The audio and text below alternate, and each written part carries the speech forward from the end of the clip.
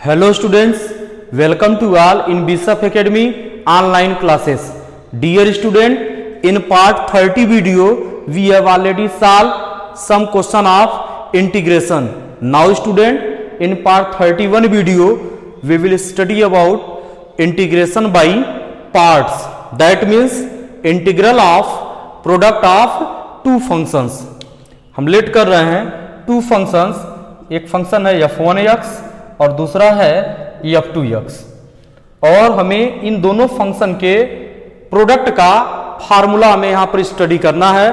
तो स्टूडेंट जो फार्मूला हम यहाँ लिख रहे हैं इसे आप लोग लर्न कर लीजिएगा।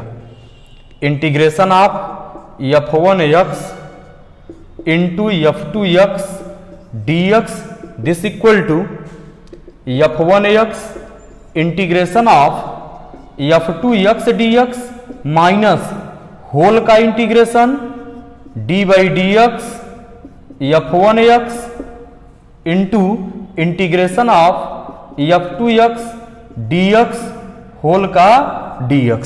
यही प्रोडक्ट का फार्मूला है, इसे आप लोगों को लर्न करना होगा। फार्मूला है integration f1x into f2x dx equal to f1x into integration of f2x dx minus total integration d upon dx f1x into integration f2x dx whole का dx। स्टूडेंट डिफरेंशिएशन में जब हम लोग प्रोडक्ट फार्मूला स्टडी किए थे तो वहां f1 और f2 जिस फंक्शन को हम चाह रहे थे उसे हम सपोज कर ले रहे थे। वहां पर कोई बाउंडेशन नहीं था कि किसे हम f1x सपोज करें और किसे f2x सपोज करें, लेकिन यहां पर f1x और f2x किसे हम सपोज करेंगे उसके लिए एक रूल है आई लेट। आई का मतलब होता है इनवर्स ट्रिग्नोमेट्रिक फंक्शन और यल का मतलब यहां पर लॉगरिथमिक फंक्शन। लॉगरिथमिक फंक्शन ए मीन्स यहां पर हो जाएगा एल्जेब्रिक फंक्शन और टी का मतलब है ट्रिग्नोमेट्रिक फंक्शन और ई का मतलब है exponential function. Trigonometric function, exponential function. Student इस सीक्वेंस में यदि टू प्रोडक्ट गिवन हो तो जो सबसे पहले आएगा उसे हम f1 सपोज करेंगे। जैसे इंटीग्रैंड में यदि कहीं आ रहा है x into sine x, integrand में आ रहा है तो यह प्रोडक्ट है x इंटू साइन x है, तो यहां पर x एल्जेब्रिक है और साइन x क्या है, ट्रिग्नोमेट्रिक है। तो x को ये एल्जेब्रिक है तो आइलेट में यदि हम देखें तो एल्जेब्रिक और ट्रिग्नोमेट्रिक में तो सबसे पहले एल्जेब्रिक आ रहा है उसके बाद ट्रिग्नोमेट्रिक आ रहा है, तो एल्जेब्रिक वाले को हम यहां पर f1x सपोज करेंगे और ट्रिग्नोमेट्रिक को f2x सपोज करेंगे।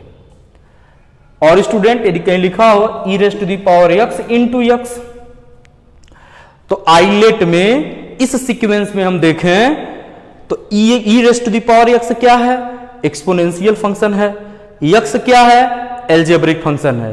तो यह बात आप लोगों को पता होना चाहिए कि कौन कौन सा फंक्शन है, मतलब जो यहां लिखा जा रहा है वह कौन सा फंक्शन एल्जेब्रिक है कि ट्रिग्नोमेट्रिक है।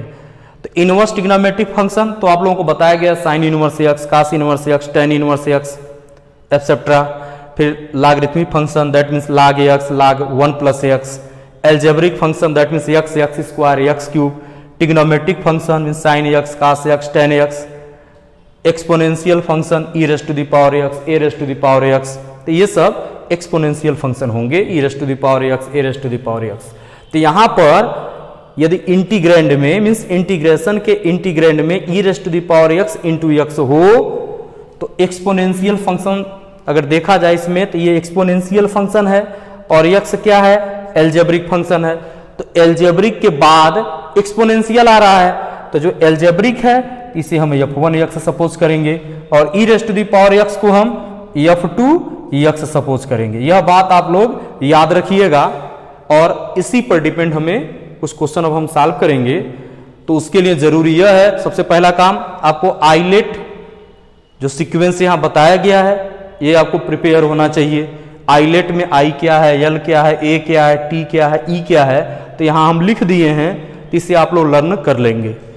जब लर्न कर लेंगे तो इजीली आप सॉल्व कर लेंगे।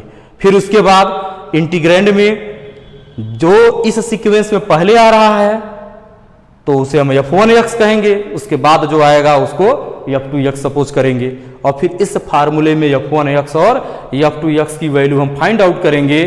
जो मिलेगा वही रिक्वायर्ड इंटीग्रेशन होगा और जब इंटीग्रेशन को हम सॉल्व कर लेंगे तो यहाँ लास्ट में इसमें c भी हम यहाँ पे ऐड करेंगे तो हम कहेंगे कि ये c इंटीग्रेटिंग कांस्टेंट है। इस पर डिपेंड कुछ क्वेश्चन सॉल्व किया जाए। Question number 1,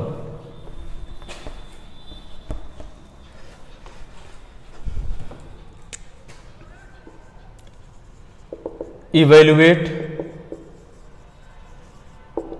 integration x into sec square x dx।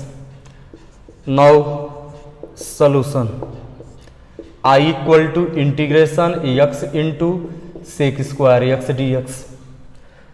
अब स्टूडेंट x एल्जेब्रिक है और सेक स्क्वायर x ट्रिग्नोमेट्रिक है, तो आइलेट सीक्वेंस में सबसे पहले एल्जेब्रिक आ रहा है, इसमें एल्जेब्रिक आ रहा है तब ट्रिग्नोमेट्रिक आ रहा है, तो x को हम f1x सपोज करेंगे और सेक स्क्वायर x को हम f2x सपोज करेंगे।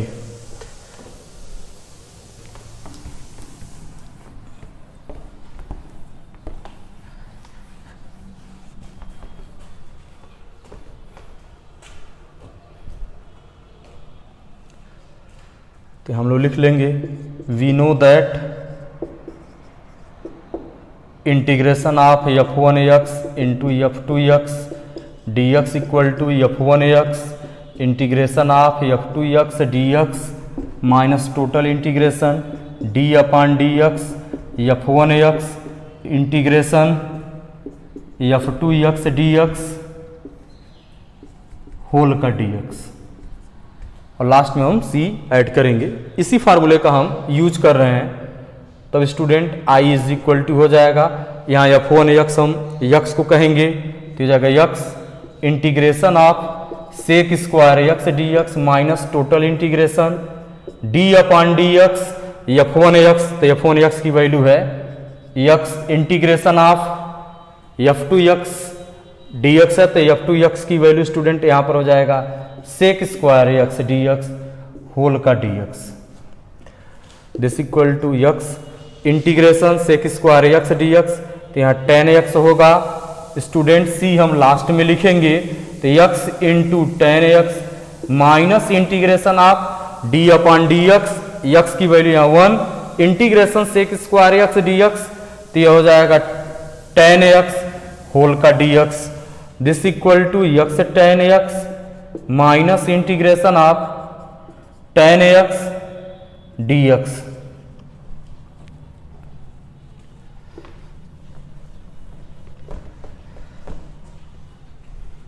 I is equal to x 10x। अब स्टूडेंट फार्मूला आप लोगों को बताया गया है integration 10x dx equal to log mod में सेक x प्लस c, तो यहाँ माइनस साइन है तो minus log in modulus sec x plus c। This is required solution. Now next question,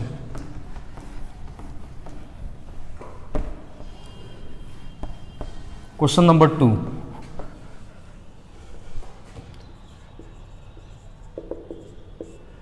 evaluate integration x into E raise to the power x dx। Now solution I is equal to integration x into E पे power x dx।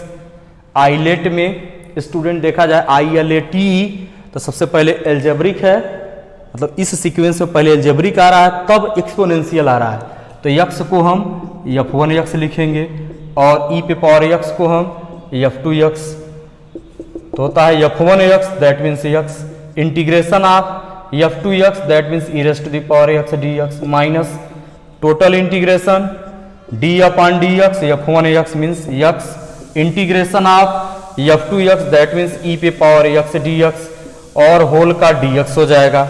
This implies that i equal to x into इसका हो जाएगा e पे power x minus total का integration d by D x, x की value यहाँ पर 1, इसका हो जाएगा e पे पावर x dx।